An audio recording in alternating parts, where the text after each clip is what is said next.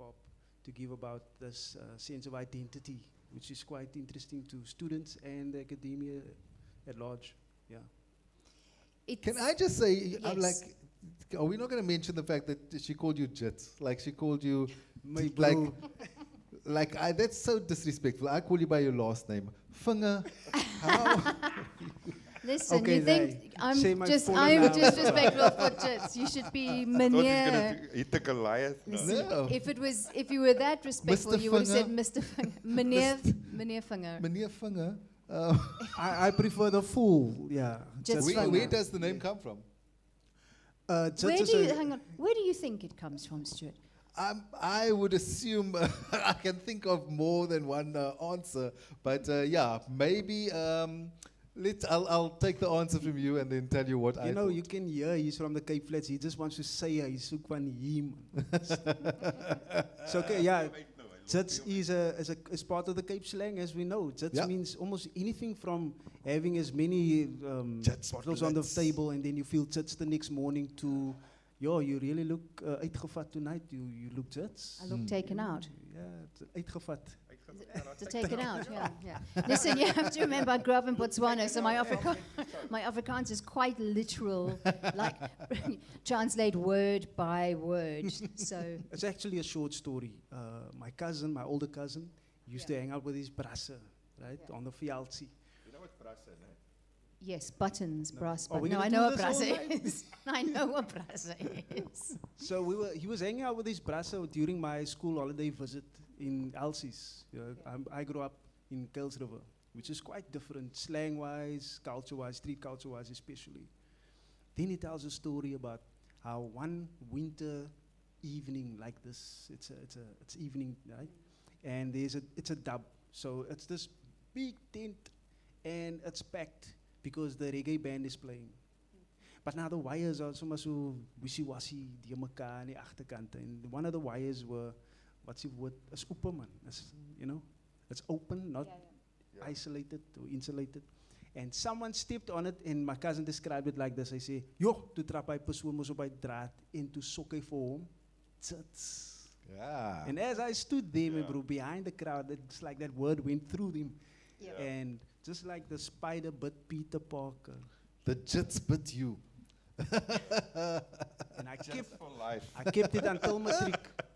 I kept the word until matric when I had to give myself a name as a rapper, rapping in Afrikaans. Yeah.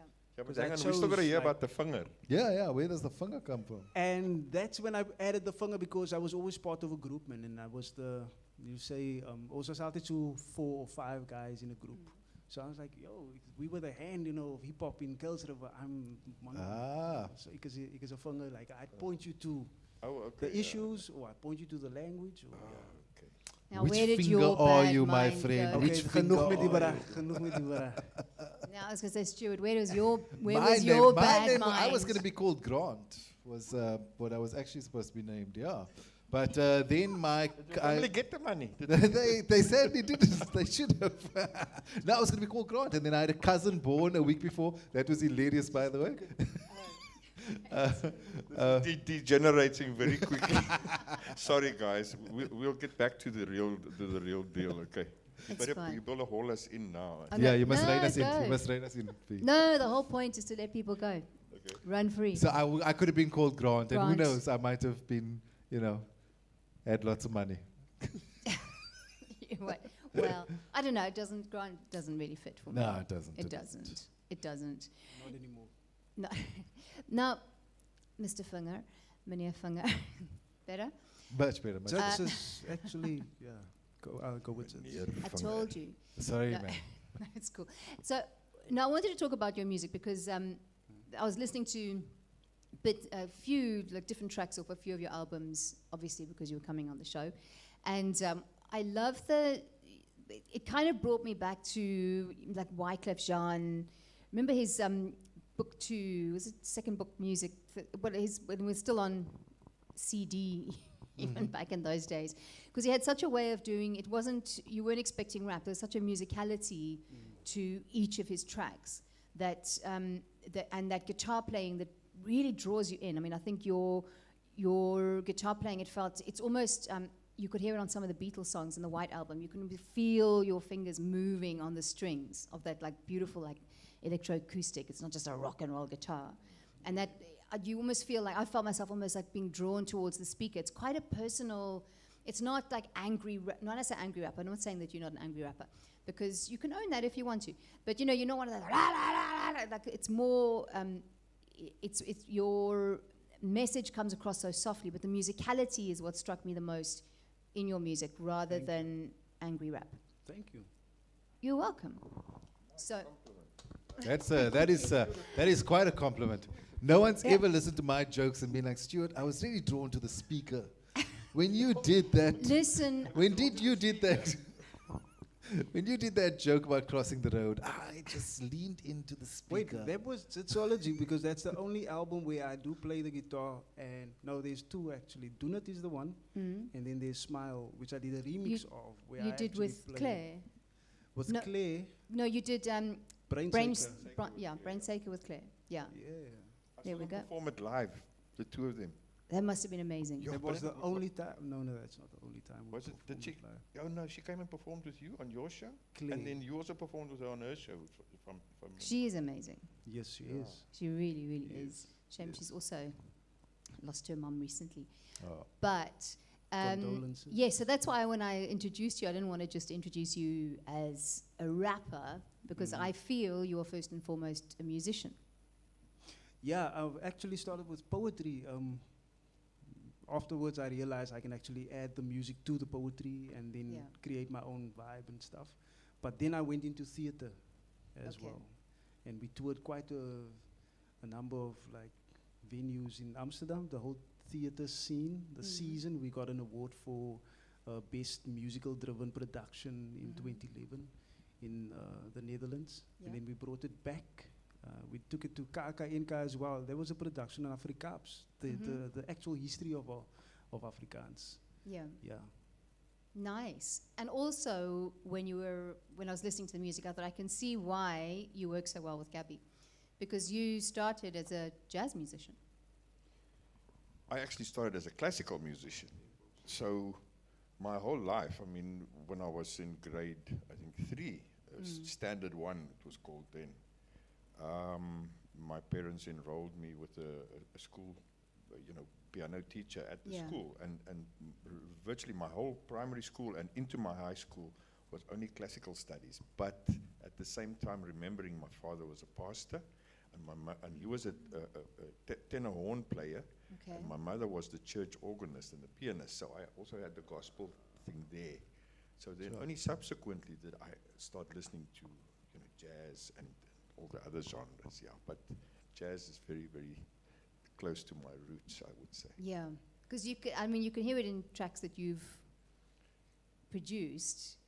No, You must, I don't know, do you, just does his I own thing. Him and I we just argue about music oh really? most of the time. We're gonna collab together. Moenie so busy, don't Yeah. cry, bro. No, in fact, talking of which, we still do. Because we before COVID, now COVID put a stop to a lot of things. Yeah. Never mind people's lives, but a lot of initiatives, good initiatives that Yeah. would have been 2.5 years along the way already, and now maybe in some ways it's a good thing because it gave us a chance to think about them a little bit more before we go and stuff them up, But be that as it may, just a little interesting story, and maybe also a little teaser for you and me and those who are going to benefit from this thing.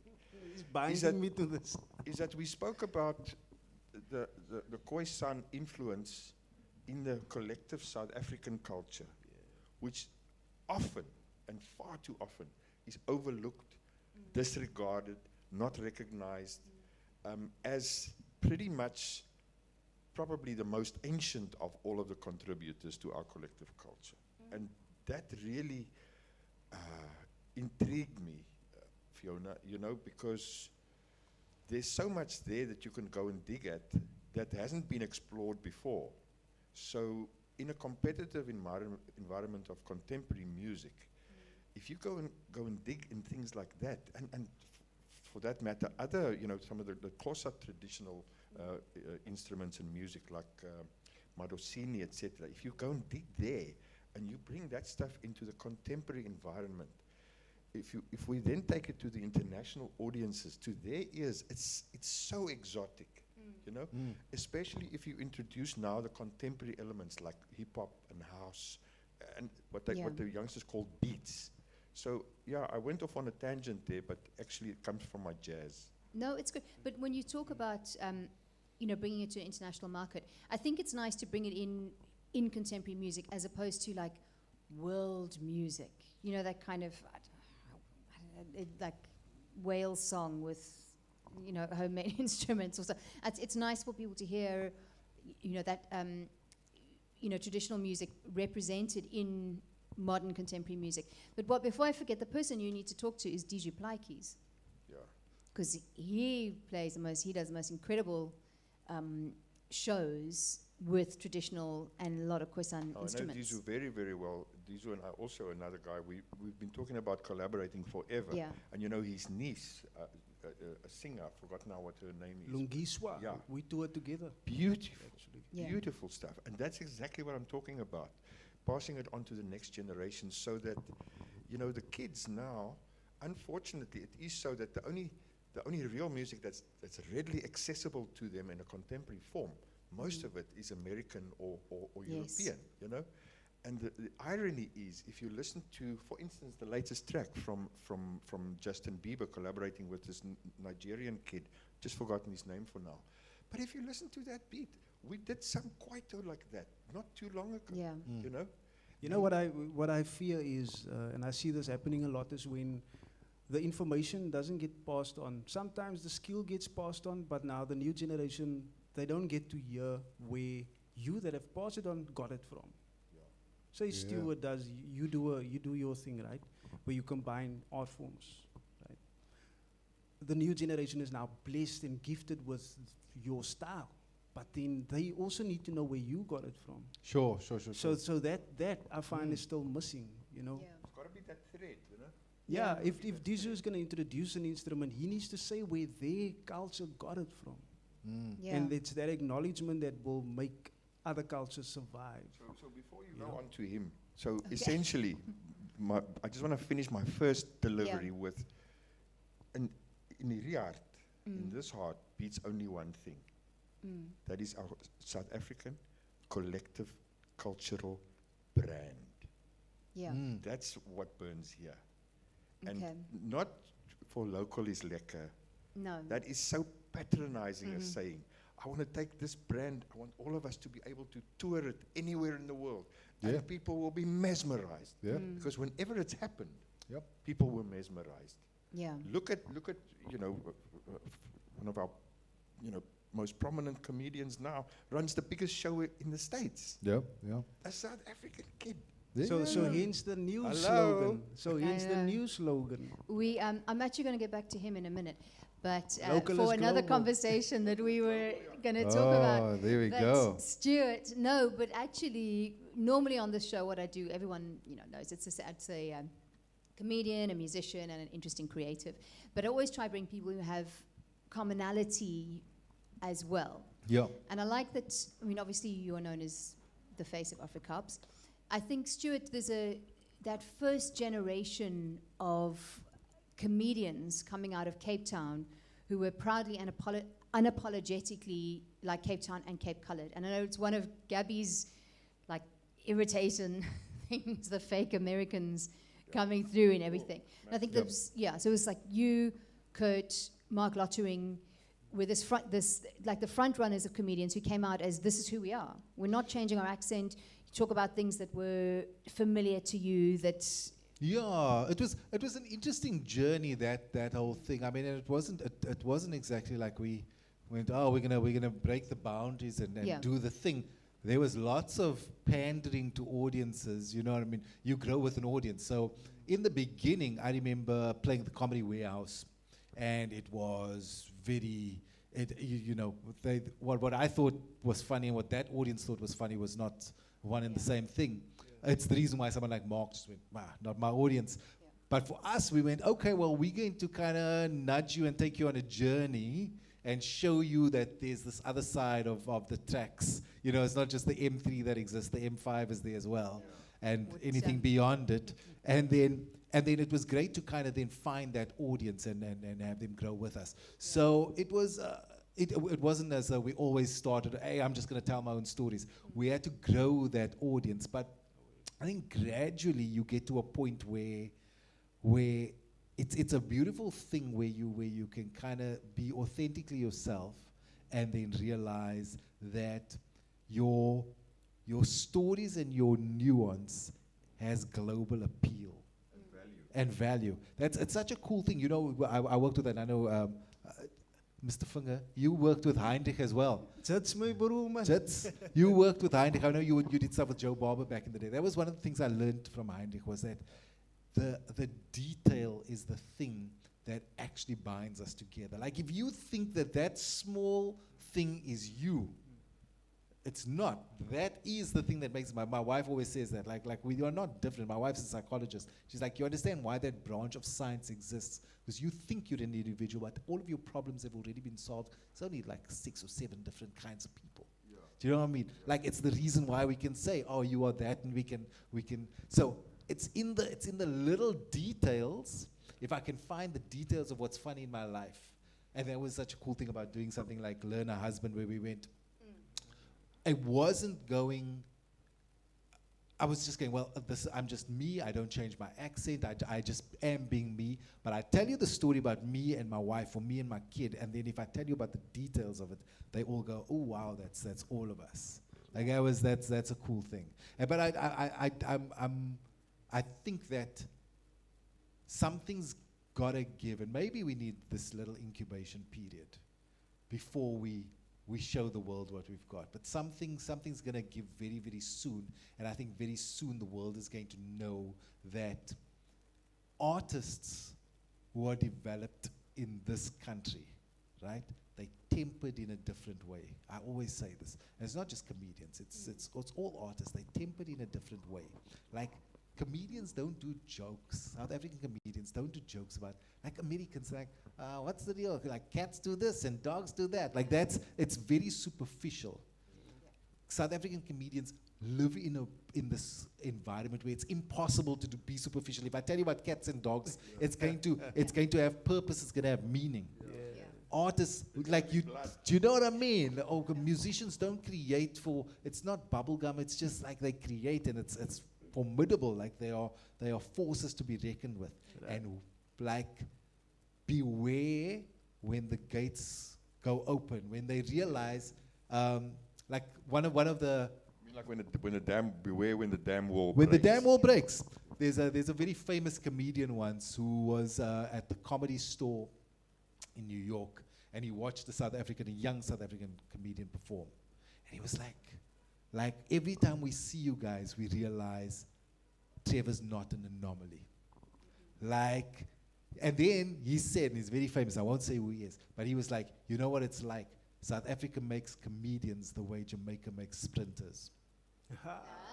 It's like you guys are just, you just come out, like, you just, damn, it's like, this one's amazing, and then that one's amazing, and that's one, and I think it's and I don't think it's unique to comedians. I think it's unique to all artists, but it's because they've been tempered in the space which is filled with turmoil and filled with freaking all sorts of amazing inspiration. But I like that word tempered. You keep using that word tempered, and you know that talks about tempered in adversity. Fire, you know? And we faced with adversity. Then if you look at the pain and the division and the hardship and the strife and the conflict.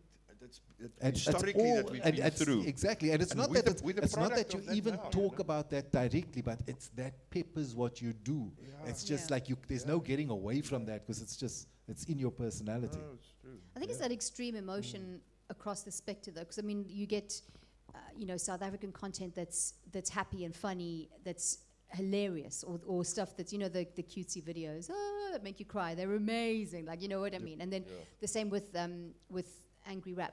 It's very. I'm only teasing you. No, but music that's angry. A lot of I think it comes from struggle songs and things. I mean, I'm Irish, so I know all about struggle songs. Yeah. But it's a proper. There's actual feeling. It's not manufactured Yeah. pop. It's not written to a formula. Yes, So whatever's exactly. coming out in the arts in South Africa, I feel there's a very, I hate saying authentic. I hate saying authentic. It's so But it overused is. at the moment. Yeah. But there is an authenticity to the true art that's coming out, though. Yeah. Not the stuff that people are trying to just copy on to, make something up. I think a lot of it is also sort of unintentionally satirical. Yes. You know, Yeah. Yep. because it's just an outflow of reality of Yeah. of decades of Yeah. this You write what you know and you write what you this feel. boiling And pot. yeah, and then Yeah. that comes across. Yeah. Yeah. Yeah. Gabby, I want to talk about your music because I want to know how many summers have you won for other people? Yeah. Can you even count them? Well, to be honest with you, most of them. Yeah, I know. Most of them. Yeah, no. I funny story. I mean, I've got one psalmer standing in my house. One. Yeah. And that was given to me by Mendoza's widow after his death. Oh, wow. You Well, know? I mean, So it's all my music, but the way the psalmers work, that it gets given to the featured artist. And I'm honored that the featured artist gets it. But if you're asking me an amount, I think there's about 17. Sure. because The ones that I can sort of, Yeah. loosely. the ones that count. come to mind. Yeah, and then there's, of course, some of them, those are the ones who received, Yeah. and then there's also nominations as far Yeah. as I know. And then there's some that you might have just had to give an advice on and all of that you've forgotten about. Because I have a theory, and I've told you this before when we had a rap party to a previous TV show that I did. If you want to win a summer in South Africa, you need to go to Gabby LaRue. And I've said to you before. No, the pressure's on I said, now. no, I said to Gabby before. Sorry, I just Was quickly that need some number? water. My mouth is dry. I said to Gabby before, I want a summer, I want one, let's, can you do a song for me? And he said, well, can you sing? And I was like, no, not really, but that's not really the point, is it? So, and, auto-tune, whatever. And I do think, and I think it's, but what I love is my best, though, because, people expect it with, Die Hemel Fantasties and Afrikaans musicians and that. My favorite thing is when Kwaito stars win, and nobody has any clue that that everyone thinks Kwaito just comes out of Johannesburg townships, and the driving creative force behind Kwaito has been this middle-aged Afrikaans white guy. I think people I love that kind of juxtaposition with this, if people realize who, obviously the Mendoza song, everybody knows it. But so many others. Look, the thing is, I've dealt with this topic so many times, but if I can just sort of answer that in a very short way, that Mendoza, most white people thinks that Nkalakata is the only song that he's ever did. That's what I was going to ever say done. as well, yeah. He had a massive album before that. His debut album, and the single there was Uzwe Tolaganjan Hlele Koneni. Yeah. And that comes off an album that was massive in the Kasi. Yeah. And the lyrics of that song is actually far more profound than Nkalakata. Nkalakata is basically just a ghetto boss. Ghetto boss. But Uzwe Tolaganjan Hlele Koneni actually spoke at the time of, loosely translated for my Zulu friends watching this, but you stop sitting on your ass in the morning when people go to work. You're sitting there and you're bumming smokes off everybody coming past. Nighttime they come back, they get off the taxi. You're still sitting there now. You're bumming a beer because they've now got a beer mos or two, and you want one. But it essentially means get up off your ass and do something for yourself. Okay. So at the time, if you think of when that was, we did that album in 1999. It was just before Y2K. And it was sort of 3 years after this new Rainbow Nation and democracy. And opportunities for black people in particular were just falling out of the sky, And many people still at that stage just didn't realize what opportunities are available to them. And Mendoza was talking to that. He was talking to that. He was lighting a little fire under a lot of people's backsides. Yeah. So that did a lot. And then, of course, came Nkalakata, and it just crossed over. And to be honest with you, that song after a while, it kind of becomes a burden, because when you were talking about my jazz, I would love people to know more of my jazz.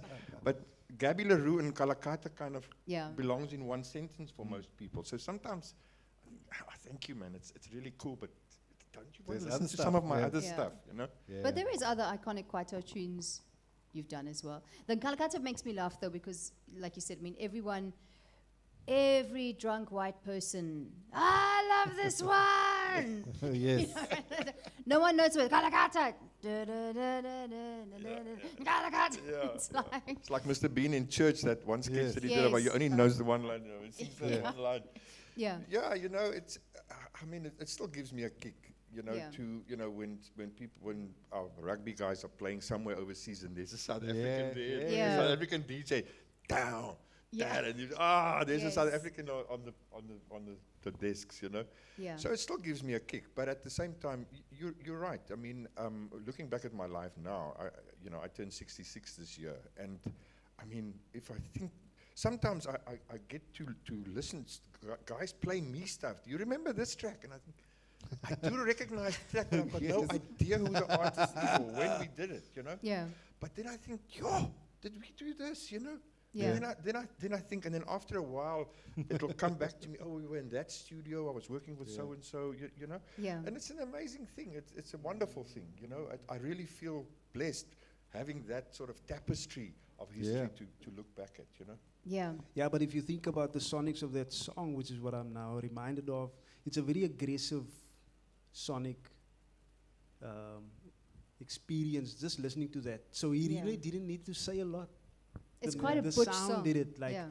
gaat ons alweer. And it's almost like when you said, Stuart, that temperedness. For me, it's like the retraction, because ons word nou teruggetrek just before the catapult, before the new wave of art is going to come through.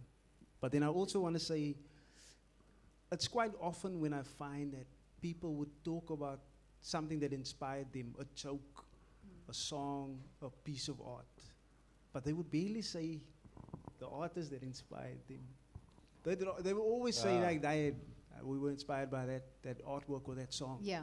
But it's very often when the artist doesn't get that recognition, or let's rather say the contributions that artists make for the good of society.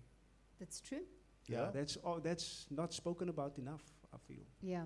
And I think, well, we were talking earlier about COVID and, finding out what kind of time is this to find out that I'm not essential. It's like I'm not essential. Suddenly, like people working in shops on tills.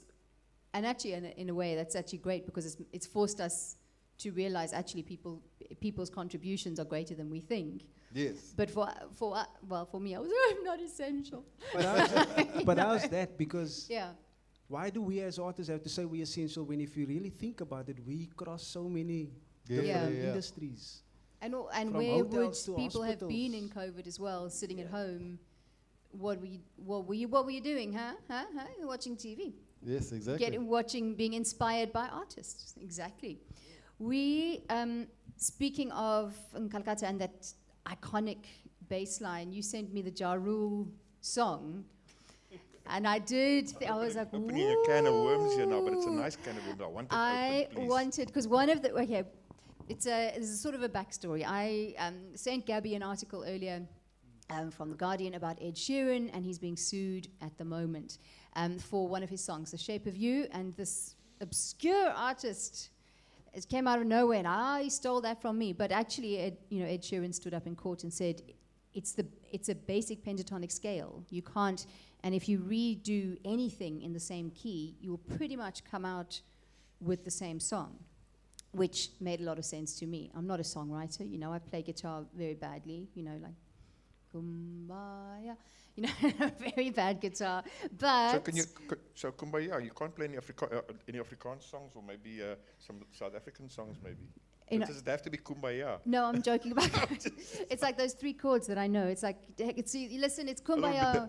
The House of the Rising Sun. There we go, that's the one. For most people, that's like the standard. That's if tricky. You only know one song guaranteed, it's House of the Rising Sun. 6 chords, too hard for me. Hey Jude, I'm there. I can play it. No, but no, you know what I mean. I played, tricky, awkward guitar, but I do it for fun, not for, not for a living. Put it that way. However, even me with my tricky, awkward guitar, I understand that. My point is, when you're talking about musicality, you can understand where people are going with the songwriting. Not that I would play it myself, but you go, okay, I see where you're going with that. So when Ed Sheeran said it's all the basic, it's a basic pentatonic scale, and you go, well, actually, that's true. And recently I watched, most of, not the whole of the Quincy Jones documentary that his daughter did on Netflix. And he said the same thing. He said, well, the thing is, there's only really 12 notes. Within music, there's 12 notes. So sooner or later, things are going to start sounding the same. Yeah. However, there is still a lot of borrowing going on. And the Ja Rule thing was literally straight up robbed. Was it an eye-opener for you when you listened to it? Yes, but do you know what struck me the most? Not only, okay... Should I say an ear-opener? No, it was, but first of all, because I hadn't really heard the Ja Rule, I was like, yeah, and I thought, okay, first of all, you thieving bastards, we'll leave that there. Yeah. But the thing that struck me the most, because I kept playing them, played one, played the other, played one, played the other, and played it through and then stopped, and then theirs is so dated. Yours is not. No, the So, sound and of I the think- synth, yeah, I and I have to think- agree with you, but But not only the sound of the synth, the way the song progresses and the whole thing, it's just really, it's stuck, and it does, whereas in Kalatu you can actually listen to it again and again, and it sounds, that was their rendition of yeah. But look, just get back to Ed Sheeran for a second, and I actually Yeah. want to ask you just now about comedians, but Yeah. it's not the first time that he's being sued, right? In 2017, he paid $20 million for another song that somebody sued him for, and he just paid it. Okay. So, Ed Sheeran, is he just the type of guy who will pay, and because he paid once, now other people are having a go at him? Yeah. Or is he actually a guy that likes to listen? And apparently he consumes music Yeah. all day long. Yeah. So the point that I'm trying to make here is that you're right. I mean, you'll know what a 12-bar blues is. 12-bar blues, you heard the one, you've heard the other. The only thing that will make them different is the lyrics. Not even the lyrical melody. Sorry, not even the vocal melody. It's the lyrics that will say, Lucille, you picked a fine time to leave me and the crops in the field or whatever. Or the other guy will say, there's a yellow bird flying up high. He wants to peck a piece of the pie in the sky or whatever. But the music of a 12-bar blues is exactly the same. So it would be very difficult for one artist to sue another one there. So what I'm illustrating is, in fact, modern music, there's so much technology available to you that can make you different. Yeah. And I think it's a challenge for artists, and it gives them the opportunity to be different, you don't need to go and steal other people's work. There's no need for that. And if somebody's doing that, then they should pay, Okay. So the main thing for me, and if I listen to the Ed Sheeran songs, it's in the melody. And if I say melody, it's not only the lead instrument or the lead voice. The bass line sometimes, original bass would just follow the root note of the chord progression. But since Jaco Pastorius and guys like that, they played melodic bass. The root notes are also there, but they're playing a whole melody that sits there. Yeah. And that is a dead giveaway if someone goes and copies that, So, I mean, Ja Rule, who knows? Watch the space. We may still have a revelation. Go get those dollars. Yeah. Well, Dr. Dre. Steal your jokes, bruh. Listen. Yes, Well, yeah, that's. it's, I was going to ask you. It's an interesting question, because I think it's very possible to all have the same experiences. Yeah. Especially if you go and you say, and it comes down to maybe the specifics. So you go, if I grew up 5 Ks from Riyad Musa, and we are the same age, we've got our kids are the same age, we got married at more or less the same time, our schools we went to were 2 suburbs apart. Chances are we had pretty similar experiences. Yeah. But also not, because fundamentally Riyad was Muslim and with very staunch parents, and I'm not. And so it meant that our social circles became very different, and we crossed over because we both went to the College of Magic. So you go, on the one hand, we had very, very similar experiences for something, and I think if I'm writing, so there'll be some things, he'll write a story about Fuzz has got this thing that he does, and it irks Fuzz no end. Then I go, it's exactly the same story as my wife. My wife, there's a thing I do and it irks, but it's not the same thing. So I accept if I hear something which is similar, and I go, man, I can't claim that. Yeah. But there've been very famous cases. There's sort of one or two very famous cases of people where they go, no, but that is your bit. And in fact, Riyadh is involved in one of them where someone did Riyadh's bit. And Riyadh was like... Was it Trevor Noah? Well, let's me not say the name, but Riyadh went, that dude did it so much better. That is... Like, Riyadh literally went, he was like, yeah, I mean, I've got a bit like that, but have you seen his thing? It's so much funnier than what I did that I can't claim that maybe the premise was similar. And often we have very similar premises. But if you go... Our premise was the same, but, come on now. Yeah. Your thing So is there's a lot of respect. it is, but also you go. It doesn't mean that the one precludes the other. Myself and Mark have both got a joke about an ATM, and Mark has got a thing about reading a slip, and I'd seen it years after I'd literally done the thing on DVD, so I can say, go check the timestamp. Yeah, you have done it. Of the thing. And then I'd seen Mark do a similar thing years later. And mine was about reading the slip and making myself feel better. And here's where a sort of fundamental difference goes. Like it was an antidepressant. I saw your balance. I was like, 425. I feel so much better about my own Yours life. was about reading other people's slips. Yes. I remember that. So Mark has got the same thing about reading someone else's slip, but then he turns it where he goes, and he runs after the person. He's like, you dropped your slip. So the thing of, the outcome, our reason where we get our laugh from is completely different. But you go, but the premise is exactly the same thing. We're both at an ATM reading someone else's slip. But And you it's go, the timing actually also. and it's the timing, it's the style, it's a Mark, it's a very physical joke Mark does. It's funny to watch this bony guy run across the stage with the slip. That's the funny of it versus what I do. It's sort of spoken gag. So I look at that and I go, that's... Yours is cerebral. But having said that, and I remember Yeah. we were on Going Nowhere Slowly. We took Auntie Merle as a guest. And we happened to watch Mark's show in PE. We picked him up in PE, and I watched Mark do a thing about Tupperware. And afterwards I sat in the car and said, Mark, you've never seen me do my Tupperware thing. He's like, no. He's like, Mark, I'm not joking. It's almost verbatim what you say. Yeah. Like literally, there are 4 beats to the Tupperware joke, and we have the same 4 beats. But then I go, but the 4 beats are what everyone's beats are. Your mom writes her initial at the bottom with nail polish. That's the beat. Like it's not unique to my mom. Exactly. I go, it's funny to everyone because everyone's mother marked their Tupperware with nail polish. Then I go, of course you've got to return the Tupperware. Hell hath no fury, like a woman with Tupperware, blah, blah, blah. Yeah. I say that because I like the wording, whereas Mark will go, your mom will moor you. I go, it's the same thing we say. Yeah. Do you still get Tupperware? Yes. Yes, I it's mean, very like the expensive. actual the original brand The original, Tupperware. it's very I expensive. don't know. Well, is it you? I've very just got the one from... You have to have a UK. Tupperware lady to sell it to you. You have an She comes auntie to- who to comes your and house. throws a Tupperware party store. Mhm. Become exclusive now. It's very exclusive, Yeah. yeah. No, I just buy the cheap one because I've We got just call it a Tupperware. 20 lids, 20 bottoms. Nothing fixes, nothing fits. There we I've go. got, I've got a kid. They're all over the school. Actually, So that's the answer. Is that Yeah. I think it does happen. I think there are certain things where you go, yes, like it's a little bit too close. There's Louis C.K. and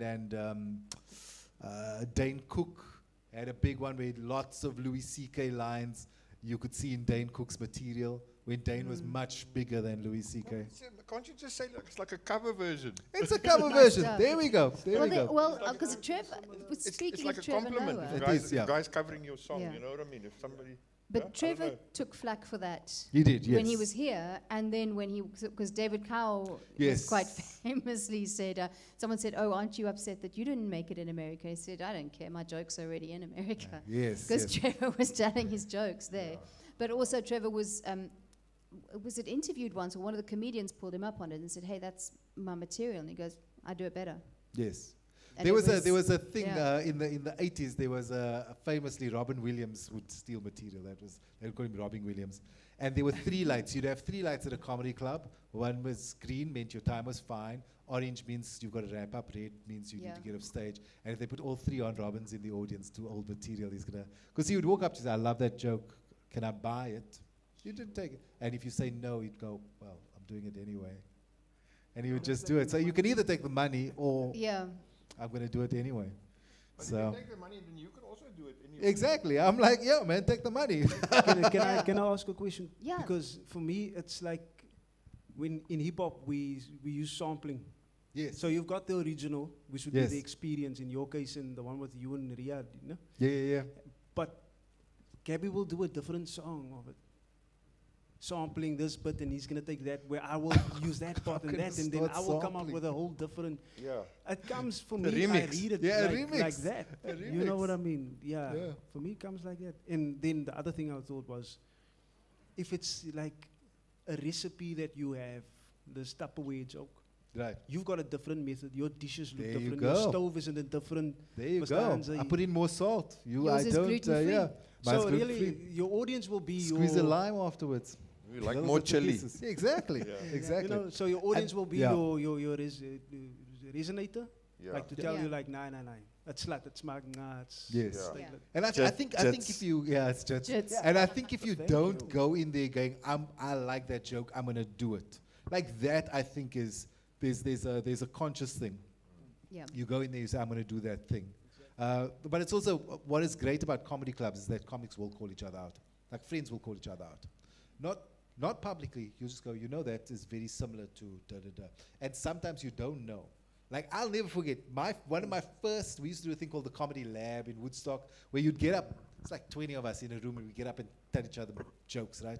I've got this joke, da da da da da. And I was getting ready to do this thing. I was living with Kurt.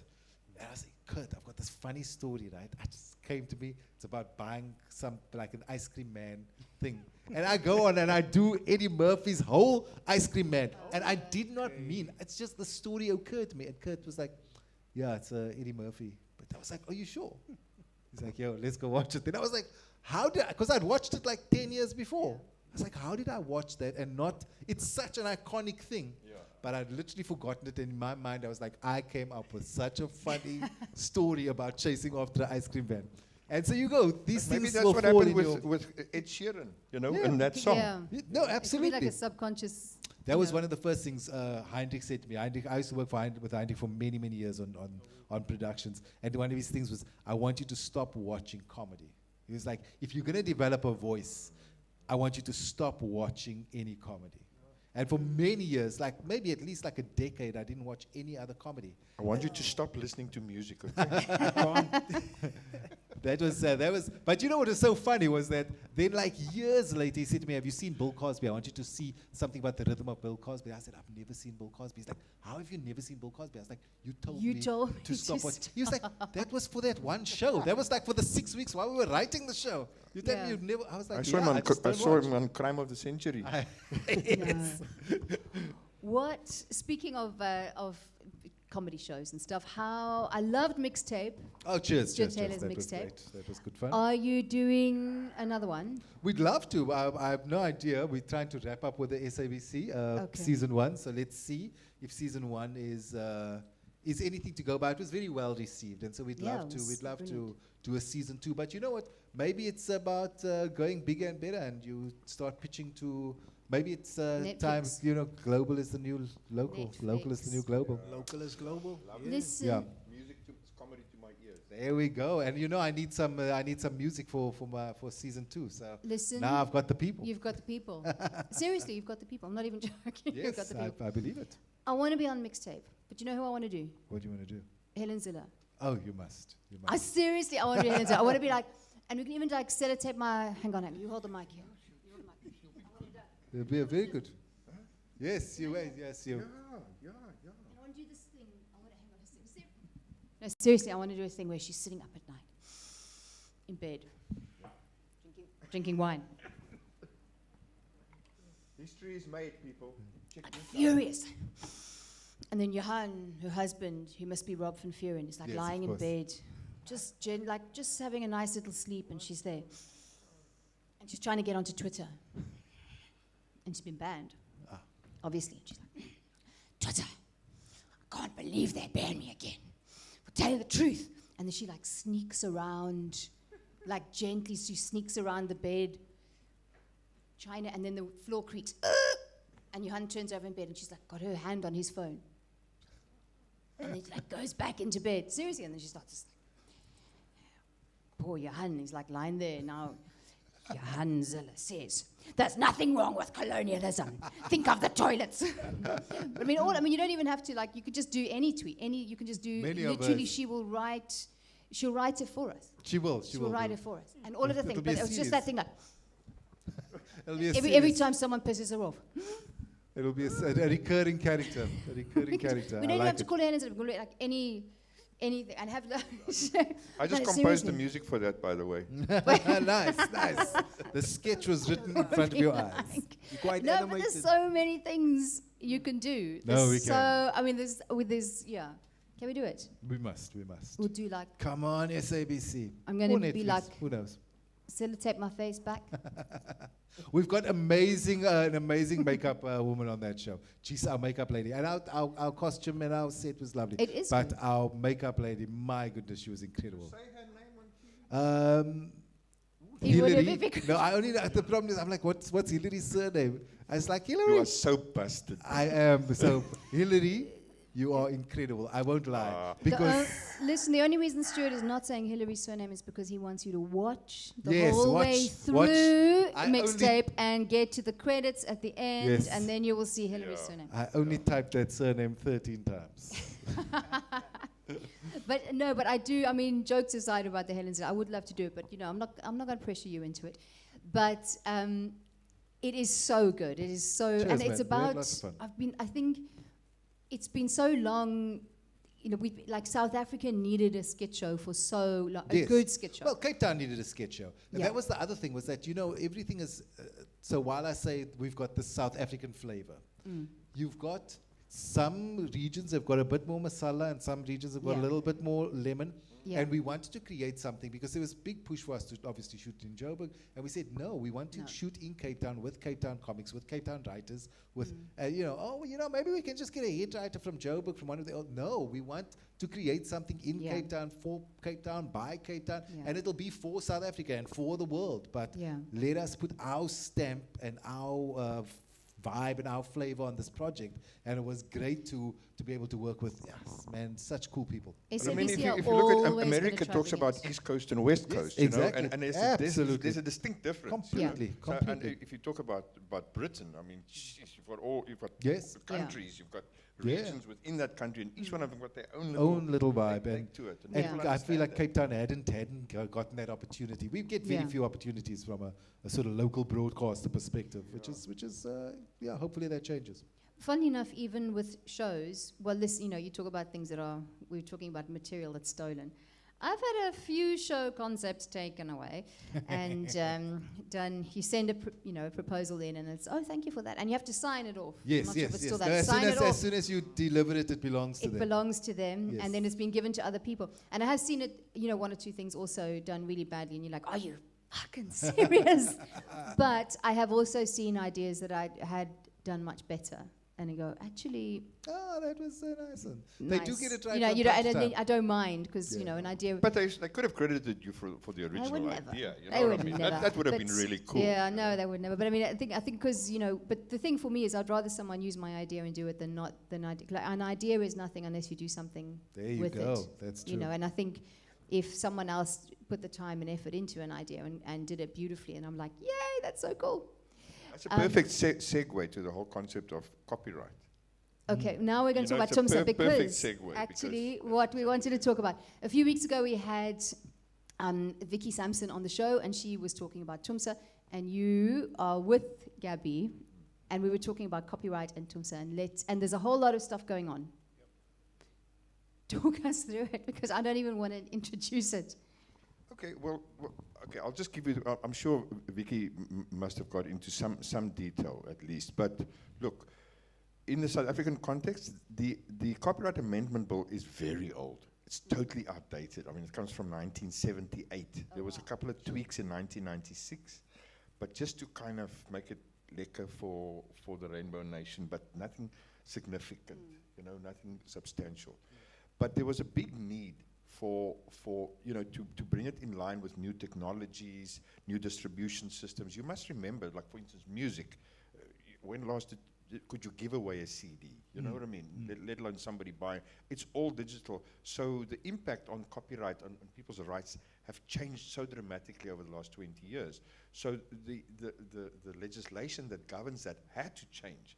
So everybody's agreed that there needed to be an amendment to the Copyright Amendment Bill. Here's the problem. What they did was, at the same time, the Needle Time Bill also, and that's a much newer bill. That wasn't from 78. It came around. It goes back to also around about Y2K, but it spent many years in court with the record companies fighting the performers, and you know, that's another long story. The problem is, in 2015, when they started talking about amending the Copyright Amendment Bill, they thought, let's just do the Performers Protection Amendment Bill at the same time, and they tagged the one onto the other. And fundamentally, that created a problem, because there's two interest groups there. With the Copyright Amendment Bill, and now I want to just touch on what you said, that an idea does not become claimable intellectual property until it is fixated. You know, because if it wasn't like that, anybody could sit here and say, yeah, but that was my idea. That was my idea. Yeah. Prove it. Yeah, and it's like Stuart said, we all have the same sort of frame of reference. Yeah, exactly. People from the same area, so or colloquialisms. So there's very few truly original ideas. So we could be here all night, so I'm really going to try and make it short. Okay. So essentially, the Copyright Amendment Bill is what we know as the mother bill. And that dealt with literally people with products of the mind.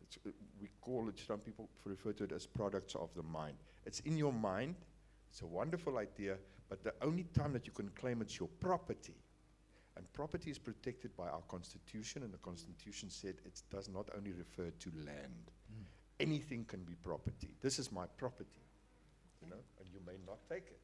So the moment you fixate it as, if you write it down on a piece of paper and you post it to yourself, or you go in studio, Jits is sitting there and he's got an idea, now he starts playing it, somebody records it on a mobile phone or whatever, now there's a fixation, and you've got a very good case to say, I'm claiming that in that time, and for time immemorial, I have the moral right to say that's mine, you know?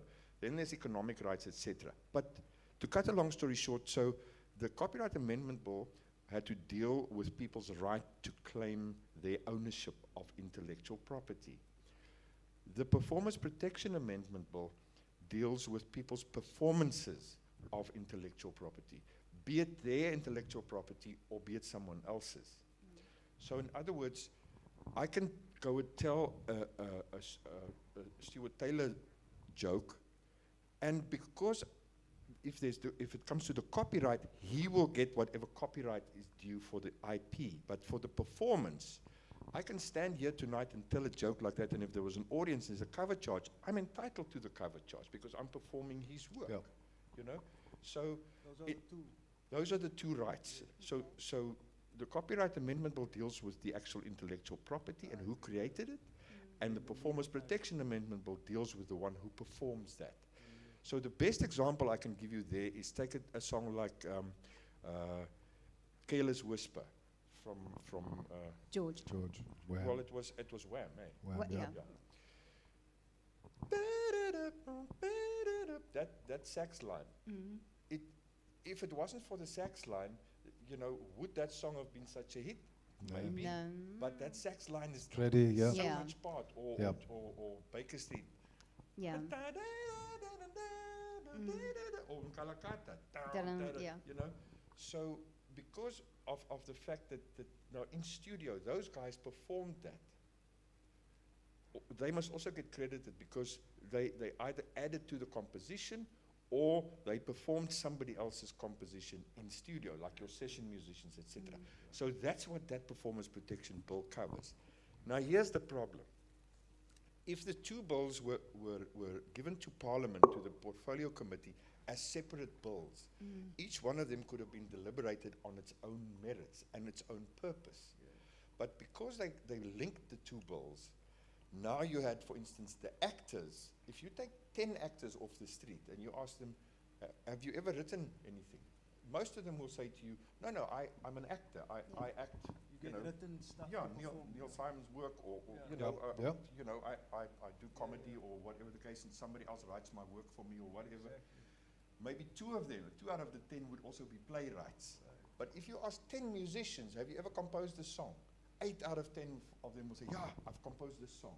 So essentially, musicians are also composers. So now they've got a leg in both the bills. So for me as a composer and a performer, I could not let the mother bill pass just because I want the performance bill. Okay. Because in the copyright amendment bill, we had major threats from the digital platforms trying to get in on that copyright. And that's a whole other thing for another discussion. Yeah. But just anybody can download my stuff off YouTube. Yeah. And the amount of money that I lose there is unspeakable.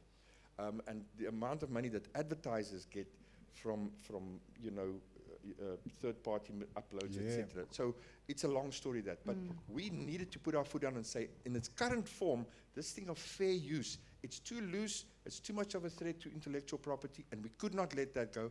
But because it was tied to the Performance Protection Bill, the actors lambasted us. They were crazy mad with us. Because, man, just pass that thing, because we can't get these rights now as performers.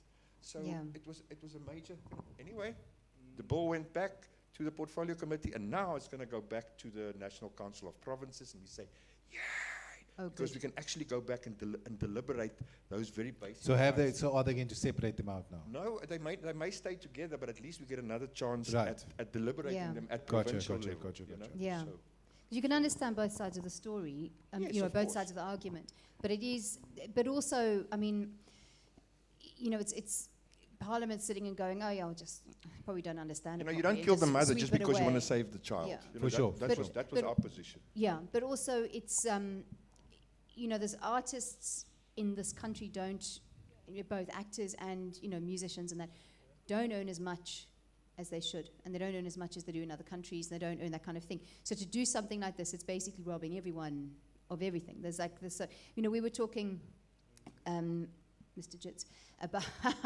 on the phone the other day about I like the Mr. part.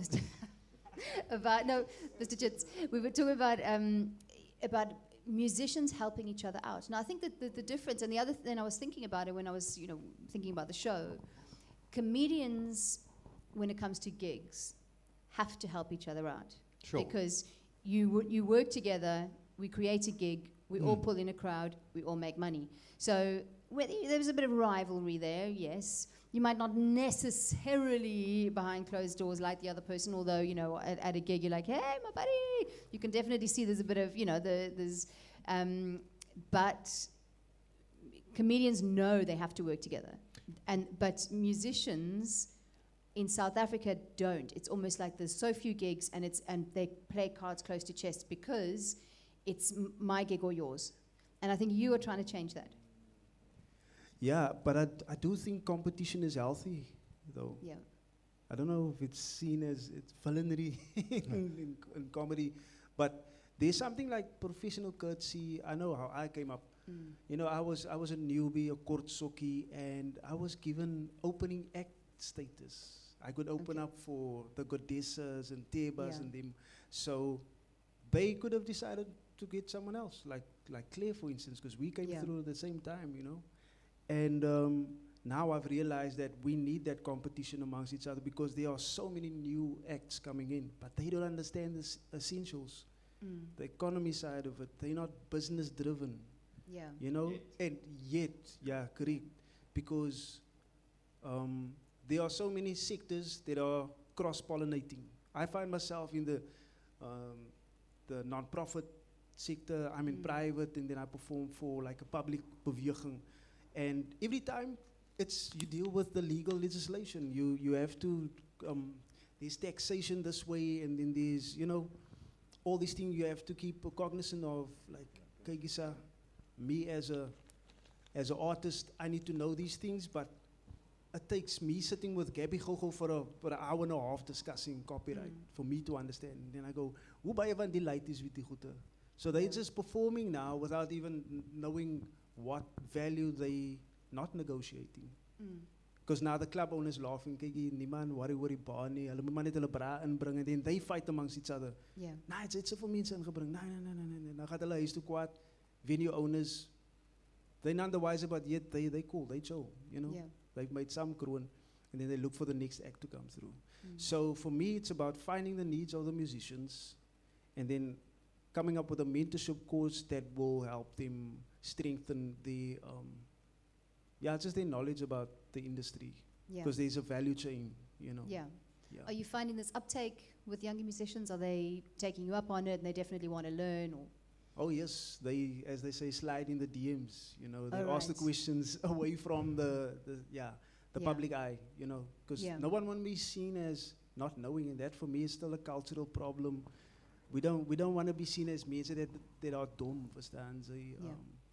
And But I kind think of want that's to encourage universal as them. well with young kind of artists. That sense of bravado is.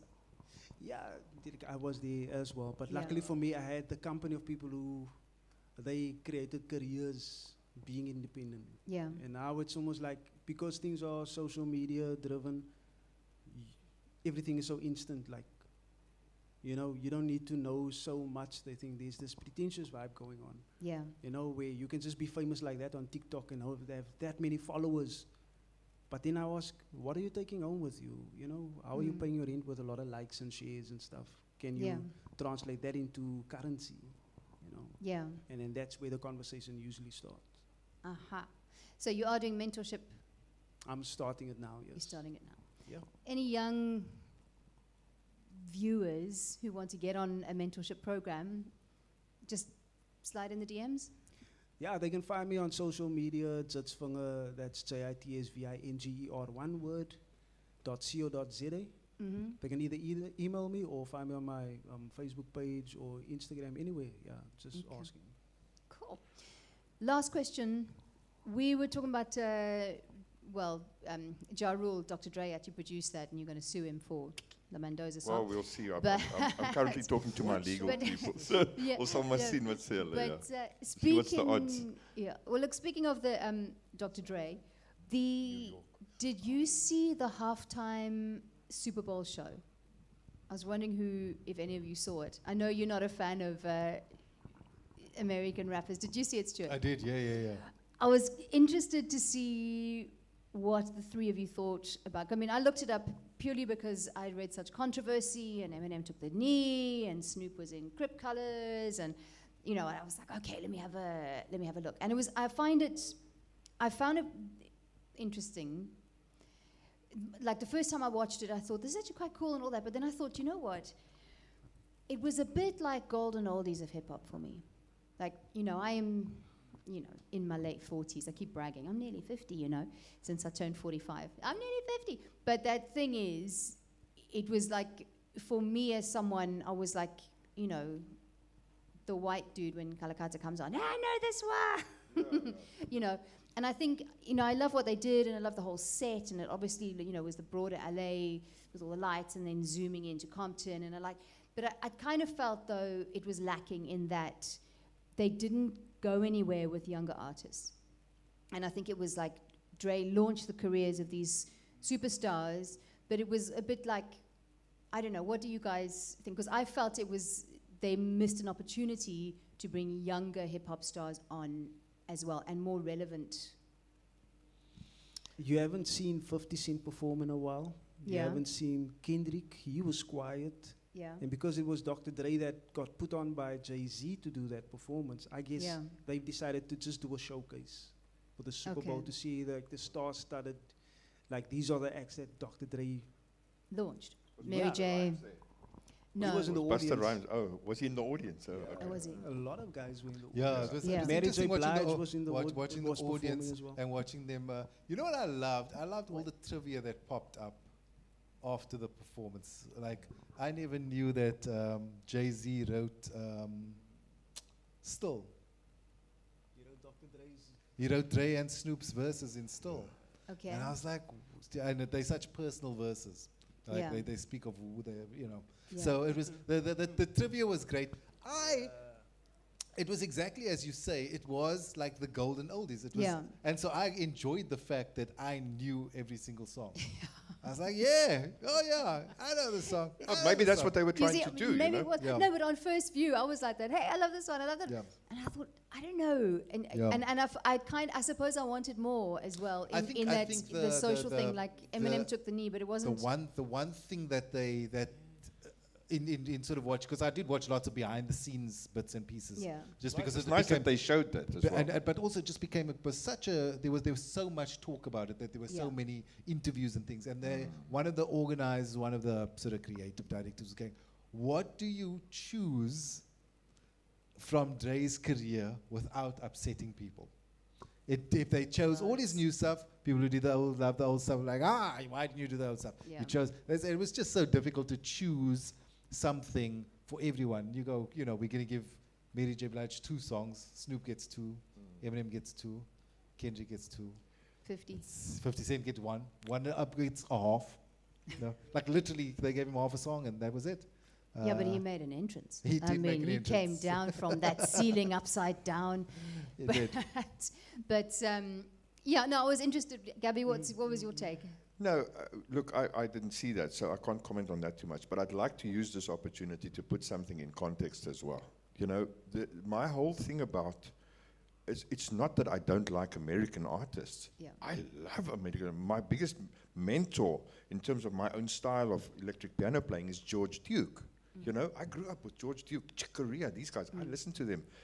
What I have a problem with is that they are so successful and they have the ability and they have the advantage of the American media machine carrying their work across the planet. Yeah.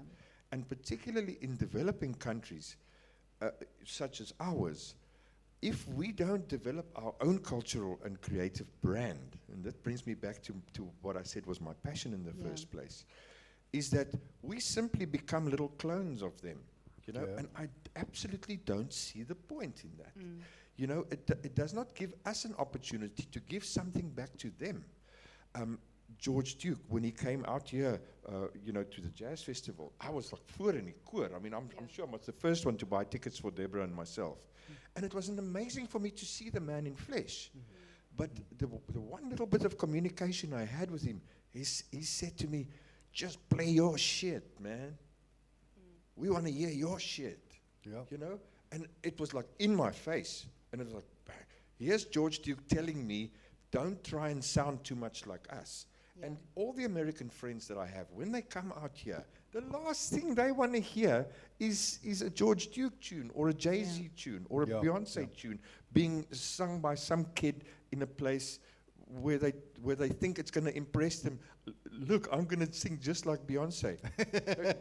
do you think that's what they want to come to South Africa and see? Yeah. They want to learn and be enchanted by our culture, the way they are enchanted by the Cubans, by the Argentinian, you know, by Zorba the Greek, by the Brazilians. They want that from Africa. Yeah. And if they don't get it, what do? They do Lion King. They imitate us. And they make millions of billions of dollars from our stuff. Yeah. You know, that's what gets to me. So I want to just put that in context. Yeah. I love Beyonce. I'm her #1 fan. So many of them. There's also a lot of rubbish, you know. Yeah. Personally, for instance, trap. I'm be upfront with you. I struggle with trap. I struggle with trap music because I really listen to it, and I'm a musician. Yeah. And it just, if you really can follow what the lyrics are saying, you know, then you can say, okay, that's good, that's a good lyric. But after a while, you don't even listen to the music anymore because it literally sounds just, there's so little there Yeah. that it sounds literally just like so many other trap songs that you heard. But that's just my take. I mean, a lot of youngsters are going to say to me, "Jy praat kak, man," you know? But you see what I'm saying? So I just wanted to put that in context. Okay, cool. Now, I was, okay. I was, because I know you have a thing about America. And I think also South African artists trying to sound American instead of trying to be, you know, Yeah, just but be that's the yourself. point, yeah. Exactly, be yourself. That's Exactly. the point, yeah. That is pretty much all we have time for this evening. I just want to go through Stuart Taylor. Where can we find you? Nowhere. You'll find me at home, Fiona. There are no gigs.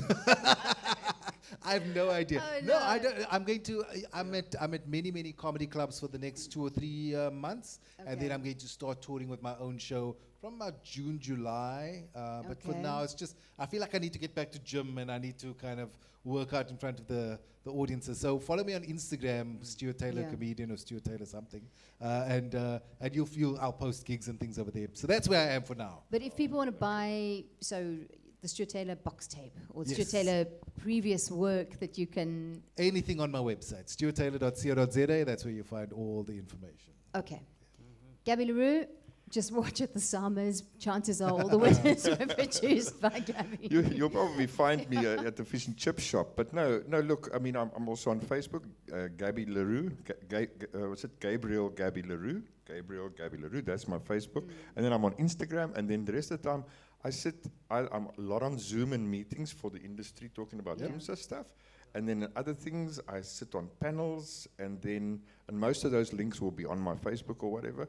But the important thing is, I'm working on some really, really good music, and I'm collaborating with a whole lot of young artists. Who are you collaborating with? There's Mr. Jits, guys like, well, obviously. he's lined up. A guy like Laruka, he does Okay. he's a rapper, but it is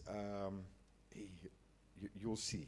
There's another rapper, a young lady called Bokkie from up in Springbok. We just started, bringing her to the fore Yeah. when COVID hit us. So we're lining her up again. And then a number of others, mostly young rappers, Okay. and some great instrumentalists, drummers, bass players, guitar players. So yeah, Gabby and friends, we're busy working on an album there. Nice. Nice.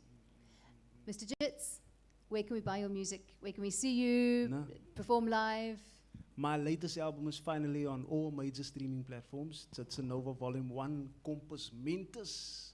It's also on Bandcamp. Quiet thing about Bandcamp, if you buy my music on Bandcamp, you're supporting the artist.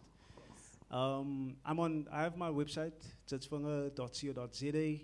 You've got T-shirts. I've got my I own only gear. saw that. I saw it too late. Ah, I saw it this cool. evening because otherwise I would have said, bring one in. I would have worn one.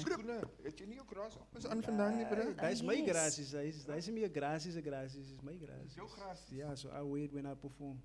Ja, Okay. but they cool. The shoes. You must see the shoe line that he pushes. It's beautiful. I have seen it. And the T-shirts. Customized by East Stylish Customs. There is no East Kamfer. Okay. He's originally from PE. What's PE's the new? Rebecca. Exactly, but he's now stationed in Colorado Park in Mitchell's Okay. Plain. Yes. And Spotify, Spotify, which iTunes, is where I found Deezer. your tracks. Yep. Yeah. Right. Lovely stuff. Thank you. Thank you very much. Think that is it for this week. You can, of course, find all of the past episodes as well as this one if you didn't catch the whole thing on Fiona, Furey and Friends. Thank you very much. Good Thank you for night. having us. Thanks, guys. Thank you, Fiona.